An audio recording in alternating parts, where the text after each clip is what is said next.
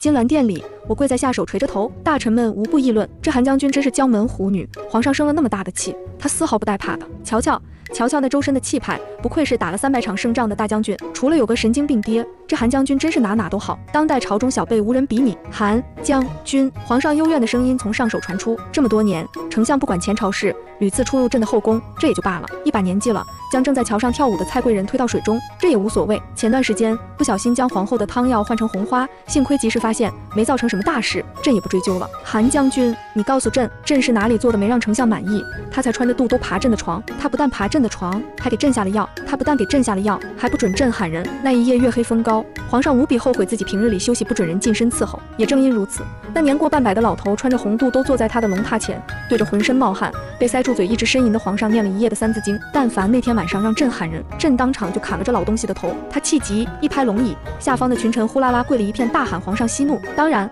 不乏笑出声的。微臣惶恐，我立马行礼。臣父年岁已高，自从母亲死后便深居简出，偶尔有一些神志不清，请皇上恕罪。你告诉朕，丞相爬朕的床是神志？皇上，我砰的磕了个响头。此次南下，臣不负众望，直捣那匈奴老巢，将匈奴们打得溃不成军，带回来108颗匈奴将领头颅，如今堆在金銮殿外等皇上检验。此次南下，我军损伤极小，这都是多亏了皇上指挥有方。皇上叭的一下就闭嘴了，不但闭嘴，面色还一片漆黑。早死的妈，吃傻的爸，打仗的我和破碎的家。皇上，臣这一生如履薄冰，至于赏赐，全由皇上定夺。我忍辱负重，声音却铿锵有力。在傍晚的时候，我终于见到了刚从牢里被放出来的我爹。一进轿子，我俩双双瘫倒。妈的，刚才金銮殿上，皇上的手离那宝剑只有1寸啊，给我吓得腿都软了。我哀嚎出声，一把将爹抓了过来，扯开衣襟，看看里面还有没有红肚兜。爹义愤填膺，高喊一声放肆。他一敲我的头皮，对皇上，那是老夫逢场作戏，无可奈何。老匹夫，你再这样下去，你闺女10个人头都不够救你的。话未说完，耳边突然传来系统的声音：恭喜宿主韩锦瑟完成任务，南下剿匪，任务奖励力拔山河已发放。恭喜宿主韩不言完成任务，给皇上下药，并穿着肚兜与皇上共度春宵，任务奖励媚骨天成已发放。此话一出，我跟爹都沉默了。此刻再看看爹，这50多岁，一层老皮脸骨架的老头，好像哪里变得不一样了。我刚出生那一天，天降大雪，产婆在来的路上遇上了大雪封山，眼看着我就要憋死在娘肚子里。不会接生的小翠只会站在娘身边哇哇哭，甚至已经做好了提前为我哭丧的准备。可是我命由我不由天，只见我直接伸出一只手，拽住了一旁小翠的裙子，生生把自己拉了出来，爆发出了人生第一声啼哭。娘和小翠被吓傻了，只有爹在带着产婆来时，听到这个消息哈哈大笑。不愧是我韩不言的女儿，有种！我3岁扛得动枪，5岁便能胸口碎大石。人人都说一生清廉如绿竹的丞相家出了一朵霸王花，直至我15岁，母亲因为一场瘟疫去世，新皇随之登基。那天夜里，一片缟素的丞相府门口来了个道士，他说这世道灾祸横行，需要有人站出来。他给了我和爹2颗药丸，说这是上天给我们的机缘。可是仙人办事不靠谱，直到我俩将丹药吞下肚，他才发觉自己给错了。本来我入宫为妃，我爹上场杀敌，而现在反了过来的后果就是那1年大旱，我扛着长枪一家马肚子，儿郎们随我出征，将南疆抢我们的粮食再抢回来。而我出征的时候，皇上在选秀女，一排秀女中，我爹站在秀女中间，眼神哀怨地看着皇上。丞相韩不言，年57，言官哆哆嗦嗦报着父亲的名号。皇上与父亲对视良久，脑子里想了100种父亲为什么在这儿的原因。他痛定思痛，痛心疾首，对3朝元老的父亲作揖悔不当初。丞相教训的是，朕明白了。父亲满脸问号，显然不知道事情会这样。那天的选秀作废了，皇上回去后就闭门御书房，3天想出来50种对待灾害的办法。我在外，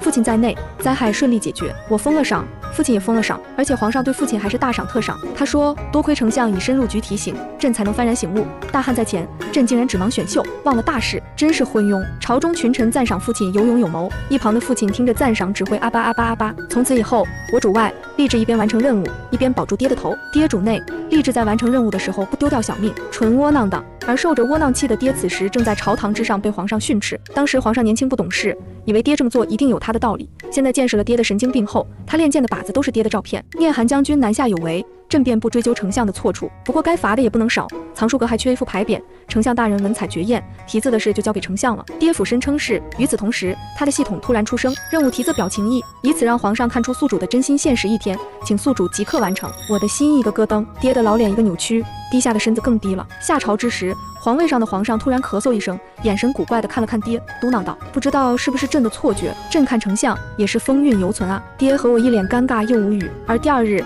我看着皇上身边那副写了唯爱小苏的牌匾，头差点都磕破了。苏是皇上的字。皇上额头青筋暴起，花瓶摔了一个又一个。我大喊皇上息怒，并承诺再替皇上铺2个城池，这事才得以解决。路漫漫其修远兮，爹啊，你悠着点啊。第2天上朝，刚下朝，我就被皇后邀请一起去荷花池看花。这御花园啊，就这荷花池，一年4季美不胜收。皇后笑得温婉，看着面前光秃秃一片枯萎的湖面说道。我搓搓眼睛，看看荷花池，不确定，再看看，没错啊，是一湖死水啊。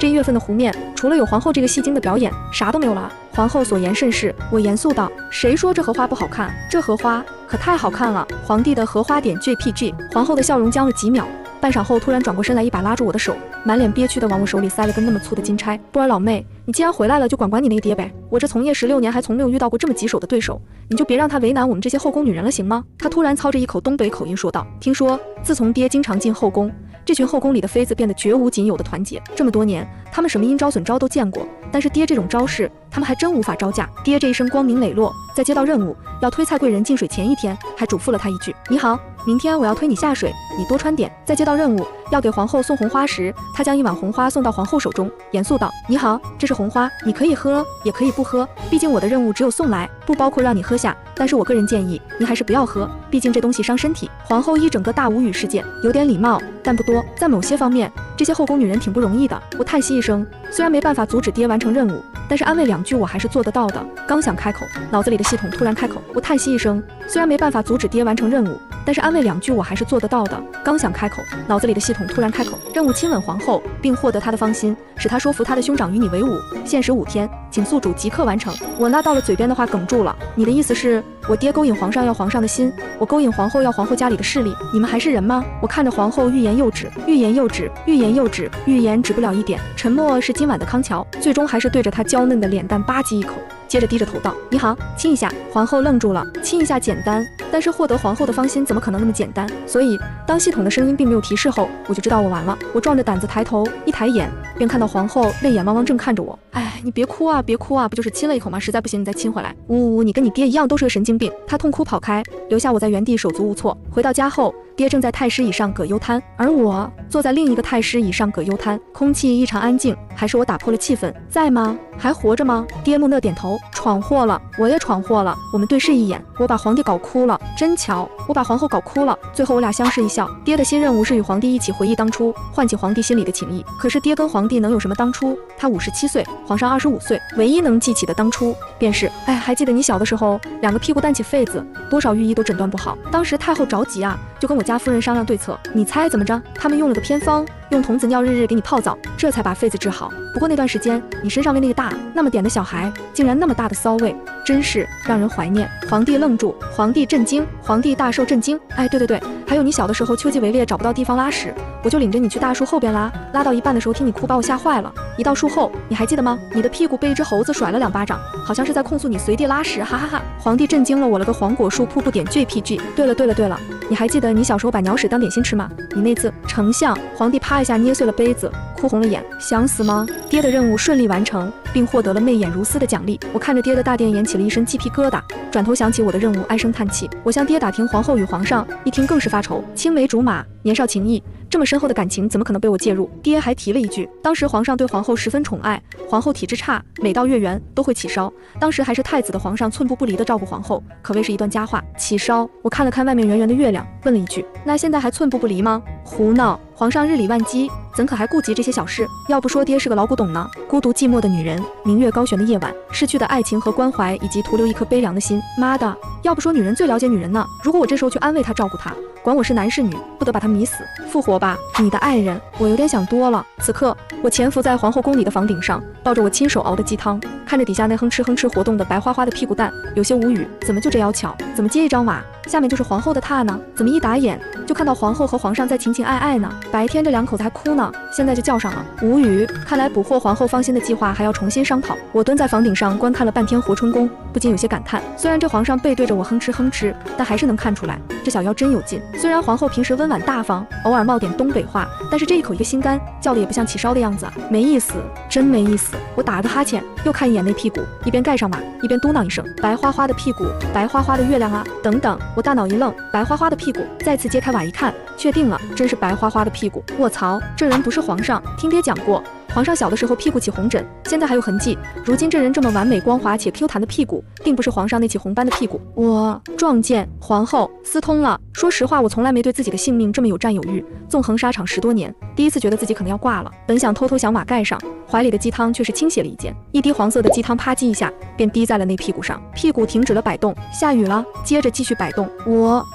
太好了，是脑子不好的，我有救了。靖哥哥，皇后气喘吁吁道：“你屁股好香。”什么人？那陌生男人此时终于反应过来，一摸屁股摸到一手鸡汤，他的速度极快，一把抽出他旁边的佩剑便射了过来。这速度对我来说并没有什么，我在战场上10几年，早已经见惯了各种突发状况，只是没想到这房顶承受不住那剑的力量，被捅开以后竟是哗啦啦落下一大片瓦来，直接破了个大洞。我脚下不稳，乱七八糟的就跟着瓦一并掉了下去，一柄长剑瞬间直冲我的面门而来，我堪堪躲过，鸡汤噼里啪啦摔得粉碎。等等，我可以解释，我可以解释。韩锦瑟，皇后惊叫出声：“你怎么在这里？你都看到了？”男子收回剑重没看我，冷声道：“既然你都看到了，那我就不能留你了。看招！”我立马警觉看向他的位置接招。这一看，我立马蹲下大叫一声：“卑鄙小人！出剑的时候竟然不知道穿上裤子！”我是韩锦瑟，是打了300场胜仗的大将军。此刻，我看着躺在地上断了4根肋骨动也动不了的男人，擦了擦脸上的汗，抬脚踢起一块瓦片，将他的关键位置盖上。这世界上所有的东西都要有价。我说了，你打不过我的，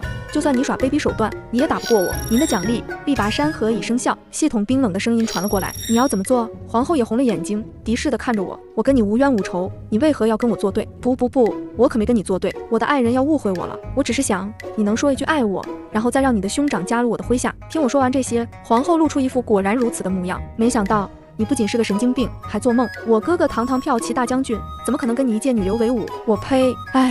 重男轻女不提倡啊！好歹我灵儿，你没事吧？话没说完，皇上带着一大批侍卫火急火燎地闯了进来。这一进来，他傻眼了，衣衫不整，裤子甚至都没穿上的陌生男人和他的老婆，以及状况之外衣衫整齐的我，明眼人都知道这是发生了什么事。皇上的脸色顿时变得漆黑，他手一挥，无数侍卫便将我们围了起来。不是，关我屁事啊！是我抓住了这个刺客好吗？灵，我给你解释的机会。帝王无情。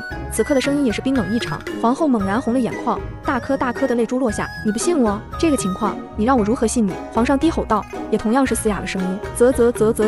我掏掏耳朵，看着这一出狗血剧的发展。韩将军，我本不想揭穿你，可是你为何和情郎约会一定要在我的屋顶？如今砸了下来，你让已经更衣就寝的我如何解释？如果问号可以具象化，我此时此刻正是满脸的问号。请苍天辨中间。我扑通一声跪下，陛下，事情不是这样的，是我死。身后皇后突然暗暗拧了我一把，兄长，她喃喃一句，我的脸顿时垮了下来。哥们谁懂啊？我本来是来抢老婆的，是我和情郎私会，在皇后的房顶上砸了下来。皇后已经就寝，这个事跟皇后一点关系都没有。皇上半信半疑，可是你衣衫整齐，我们习武之人提裤子比较快，可是那一地的鸡汤，这是我们之间的情趣用的，那他的肋骨，陛下也知道我力大无穷。皇上和皇后都舒了一口气。灵儿，朕误会你了。皇上凑到皇后身边，将她揽入怀中，而皇后则顺势嘤嘤了起来。与此同时，脑海中传出任务的声音：恭喜宿主韩锦瑟完成任务，亲吻皇后，并获得她的芳心，使她说服她的兄长与你为伍。任务奖励：快如闪电已发放。呵，还重要吗？有些人还活着，但是已经死了。爹，女儿不孝，这个任务女儿是一点都做不下去了。有2个坏消息，你们想先听哪一个？一个是皇上为我和那陌生的男人赐了婚，还拍拍我的肩膀，哈哈大笑。韩将军不愧是年轻人，在这方面都如此特立独行。说完，还捏捏皇后的小手，轻声道：“回头我们也试试。”我一脸沉默，皇后同样也是。另一个坏消息是，就在我颤颤巍巍，在皇后要杀人的眼光中接过圣旨的第2天后，系统发布了任务击退疆域，请宿主即刻执行。我不语，只是一味冷笑。我看着外面下人们正在布置的婚房，咬咬牙，还是躺了下去。靠！虽然说这次任务好像很紧急，连限时几天都没有，可是老婆孩子热炕头，我的名声都已经被皇后害成这样了，不睡一睡皇后的男人我也太吃亏了，必须挨到把那个男人睡了再走。请宿主即刻执行，请宿主即刻执行。倒计时3炷香，若宿主没在规定的时间内执行，将被即刻杖杀。倒计时开始。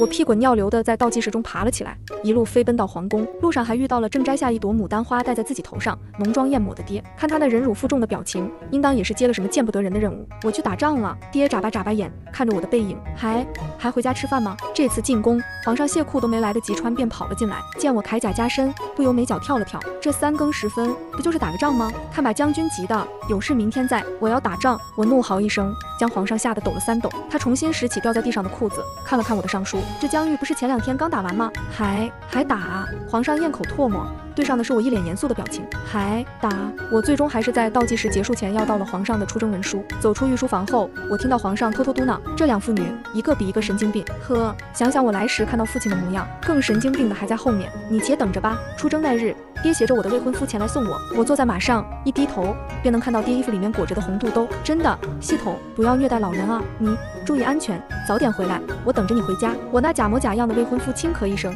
在皇上面前虚与委蛇，皇后的眼神都快把我刀死了。我这一走，不知道我这未婚夫得往宫里跑多少趟。哎，爹，这他要做什么去哪里？你别管，你就让他去就是了。我嘱咐爹一句，然后策马到了皇上面前，从行囊里掏出一顶绿帽子，郑重地给他戴在头上，离别礼物。接着又忍辱负重地拿出一顶戴在自己头上。我也有一顶，不多说，希望你能懂。皇后的哥哥赵伊和大将军与我不太能对付得来，他虽然归顺于我麾下，可是到底官比我大。皇后的哥哥赵伊和大将军与我不太能对付得来，他虽然归顺于我麾下，可是到底官比我大。妥妥的反驳型人格。我说东他往西，我让他买粮草，他说他窜西，我攻营帐他偷袭，怎么说呢？样样不顺利。那疆域大敌屡次来犯，这次异常来势汹汹，况且明明刚重伤了疆域，他们应该损失惨重才对。可是这次相见，那些疆域兵个个金兵甲加身，以杀覆面，兵队人马无穷无尽，一眼看不到头，大约10万人。当然，我没说我练的兵不好，我练的兵个个以一敌百，就算对上这种强敌，也不带怕的。但是将军，咱跑吧！我攥着缰绳，颤颤巍巍道。赵一和沉着冷静，看着那些军队，目光悠远。妥，我们暂时撤退了。暂时回到营帐当中，我跟赵一和对于退敌计划展开了激烈的争吵。他认为疆域人势也不好，如果选在夜晚起全兵攻寨，定会打他们个措手不及。我认为这黄沙影响太大，虽然影响疆域人视野，但是对我方也有影响。这虽是个好办法，可是还是会对我军造成不可逆的损伤。若真要起兵，还是要留一些火力在营帐里。那疆域人马不说8万，也有10万，越这个时候越要孤注一掷。可是这个办法没有退路，如果全部兵力攻营，很有可能造成不可挽回的局面。针对这个提议，我们争执不下，最后撕了作战图打成一团。我用了力拔山河，加上快如闪电，只2招就把骠骑大将军赵一和干趴下了。他被我骑在身上，一拳一下打得眼眶通红，憋足了气，最终对我大喊：你是骠骑大将军，还是我是骠骑大将军？区区一个小辈，打了几场胜仗，真以为自己是什么厉害人物吗？他顺势一掏，将那虎符一把贴到我的脸上，看看，有虎符的是老子还是你？我呵呵一笑，拥有男频爽文系统的是我还是你？我默默地在心里吐槽着他，但表面上一脸平静。我只默默起身，看着那虎符，心里越来越憋屈，蹦出一句：妥。起兵那天，黄沙漫漫，我同赵一和骑着马，看着远方已经没有灯光的敌方营帐，略感有些奇怪。这安营扎寨，岂能一人看守都没有？你们女流之辈就是喜欢胡思乱想。赵一和一甩马鞭，此刻进攻正是大好时机。儿郎们，随我一起杀进去，杀敌军个片甲不留。醒来以后，我在敌方营寨的牢房，双手双脚皆被吊着，身上血迹斑斑。坐在下方的正是刚才同我一起攻寨的赵一和。我记得攻寨之时，敌方一个看守营寨的都没有，只有几个人在营寨里呼呼大睡。将士们都觉得我们是走了大运，猜测疆域将士大抵是趁这个时机出去搬运粮草，这正是我们攻打对方大本营、擒住对方将领的好时机。可是在我带人闯入敌方将领的军帐时，里面却是空无一人，这不对劲。就算将士出征，将领也都必须在军帐之中。反应过来的时候，我们已经被包围了，无数大军从外向内将我们团团围住，而赵一和却率先驾马到了敌方将领身边。他居高临下的看着我，冷笑一声：区小辈，真以为抓了我妹妹一点把柄就能拿捏我们兄妹？做梦，果然是做梦。一开始就不该相信那个女人的。还有这个系统，人家是真心归顺还是假意归顺，你都看不出来吗？就宣布任务完成。我不是草船，你的剑不要往我这里放。韩锦瑟，我不否认你确实有一些本事在，不过你错就错在招惹了我们兄妹。此刻皇城中，我妹妹应该已经派人擒住了你爹，你们父女俩也就到这了。我眨巴眼，敷衍的回了一句：啊，不要，有什么都冲我来，放过我爹呀！说完还打了个哈欠。啊，赵将军，你糊涂呀？怎么会通敌呢？枉费皇上对你的信任啊！又打了个哈欠。赵一和一脸不可置信：你不惊讶？他反问我，虽然脑子和肠子差不多，但是肠子里面的东西可不能往脑子装。终于骂出来了：爽！你！赵一和气急，一鞭子甩到我身上，我看你能嘴硬到何时？啊，好痛！其实我一点都不痛，毕竟我有一次系统给我的奖励是痛觉减弱150%。赵一和越打越气，打得自己力竭。赵一和越打越气，打得自己力竭，嘶哑着嗓子指着我：你这个妖怪，打完了吗？我搓搓要睡着的眼睛。赵一和气急败坏，捶胸顿足，最后走了。而我看着自己一身的血迹，只能无奈叹口气。事情都到这一步了，还能怎么办？国家有国家的命数，谁也想不到那皇后和她的兄长会通敌，有谋反的心。骠骑大将军身有虎符，能调动10万精兵，而皇后更是拉拢了多方势力，事到如今已经无力回天，这个国家也就到这了。这根本不可能，我可是南平爽文系统啊，我怎么会输？谁都想不到皇后会跟骠骑大将军谋反。不好意思，姐是大女主，姐能想到，哈哈哈哈哈哈，发出反派的笑声。所以直到10万援军前来，将赵伊和江玉的将领们全部拿下的时候，他还是懵的。将士将我放下来，对我恭恭敬敬道：幸亏将军提前预料，否则这次真的是有来无回。看着这一幕，赵伊和脸色越加惨白。你什么时候发现的？你们兄妹俩脑子都不好用。我翻了个白眼。前段时间刚打完疆域，再打他们就已经精兵在手，铠甲加身了。说没人帮他们，谁信啊？而且我一开始便偷偷活捉了个疆域敌军前来审问，一丝面纱，才发现竟然都是我国士兵。将军你糊涂啊！你借兵给疆域，竟只让他们戴个面纱，你脑子不好吗？能调动兵甲的除了你还有谁啊？赵伊和满脸死寂，我挥挥手让人把他带回去，自己则是班师回朝。其实最直接的原因我还没有说，皇后私通的那个男子，上次虽然匆忙，但我看到他的腿根有一撮红色的莲花刺青，在大腿处刺莲花是疆域人民的习俗。你妹妹私通的对象都是疆域人了，你还能好到哪里去啊？回京路上，脑子里的系统发出声音：恭喜宿主韩锦瑟完成任务，击退疆域。任务奖励读心术已发放。读心术这玩意有点意思。我回头看向被押送着的赵伊和，他恶狠狠瞪着我，满眼都是愤恨。他那天在营帐打我那2下真是太帅了，若他不跟我作对，我倒是不介意跟他讨教几招。讨回家做老婆也是好的，毕竟这世界上能打得过我的女人少之又少。沉默是今晚的康桥，我只能让人又给赵伊和加了几条锁链。皇上在城门口迎接，见到我便喜笑颜开：韩将军，这次你可是立了大功了，那2个贼人已被关押，后日5时便被处斩。这次多亏了你，否则朕怎么也想不到，一直以来的枕边人竟是如此恶毒。想到皇后那温婉的模样，我的心里无端一股失落。真可惜，我还不讨厌他呢。我爹呢？我问道。不管我爹做了什么死，这等军功应该够换他的命了吧？锦瑟，爹在这里。爹苍老的声音传来，我大喜过望，抬眼看去，爹。而那即将喊出口的话语哽在了喉中，不因其他，只因我那57岁的丞相爹，此刻正坐在皇后不辇上冲我招手，一脸快就我的表情。不儿，爹。我神情复杂地看向皇上，他的心声随之传来。近几日，朕看丞相也颇有几分神韵，特别是那双绿豆眼，虽然布满皱纹，却让人一眼看上去，心中便酥酥麻麻的，真是让人心痒难耐。而我看向我那一脸为难、满脸苦相的爹，他的心声也随之传来。57年第一次做这部年，感觉还不错。原来做皇后感觉也还行。我顾不得跟2个人寒暄，当即策马出京。历经3天，终于到了道士所在的那座神山，又费了5天，我终于爬到山顶。见到道士的一瞬间，我便一把抓住他的衣领，嘶吼道：解药，给老子解药，给老子爹系统的解药！那道士被我晃得七荤八素，扶着头问我发生了什么事。我咬牙切齿地看着他，突然狠狠抹了一把眼泪。再不给我解药，我爹就要当皇后了。我爹要是做了皇后，怎么对得起我那死去的娘？死去7年，突然发现自己是同妻，这对吗？况且如果我爹做了皇后，我不就是公主了吗？我不想做公主啊！做了公主以后，我咬牙痛哭出声，我还怎么打仗啊？全文完。